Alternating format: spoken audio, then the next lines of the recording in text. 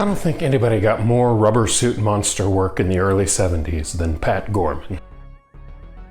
Welcome to the Time Treadmill. I'm Ron, and these are my sweaty thoughts about Doctor Who.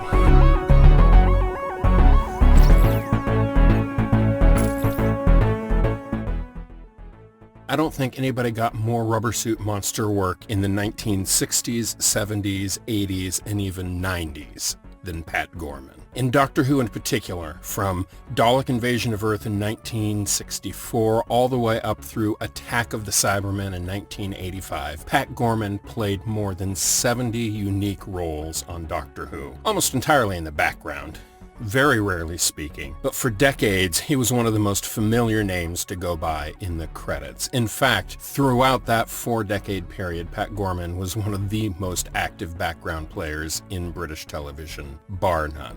And for Doctor Who, it makes sense. Acting in those giant rubber alien costumes is a very particular skill, and it takes a particular kind of actor to be able to not only understand how to perform the part, but to withstand all of the time it takes to put on the makeup and the costume and the rubber appliances and whatever it is, and then all of the time afterwards to take it off. Ask any actor who's ever had to play an alien in a TV show and they will tell you it is one of the most mind-numbing things to have to do, because your human co-stars have a call time at, couple hours before filming. Meanwhile, you have a call time at 2 a.m., 3 a.m. to get there to have all of the time it takes to get those appliances on. And beyond that, the reason Pat Gorman kept getting hired again and again is because he was dependable, workable. He was the epitome of the utility player.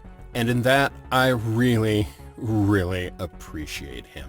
I genuinely don't understand why some people want to be rock stars, want to be movie stars. I mean, you can just see the kind of attention that gathers and the way that circumscribes your life, and it just seems horrible to me. I mean, sure, the money and the drugs and the hookers and all of that sound fantastic. But at the end of the day, you become a prisoner of your own fame.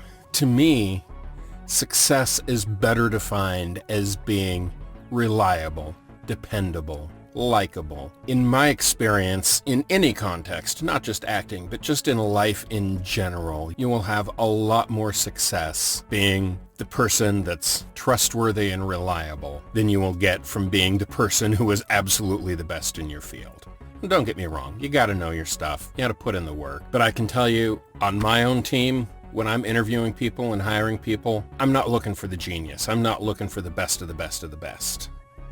I'm looking for someone who is going to show up on time and do the work and be pleasant to work with. And that is Pat Gorman in a nutshell. So while certainly today the Sea Devils is boring me to death, this is, I'm not into this story at all, but it does mark the perfect opportunity to recognize the hard work of this guy and praise him for everything he did over a multi-decade career. Most people don't know his name, but he is truly one of the unsung heroes of Doctor Who.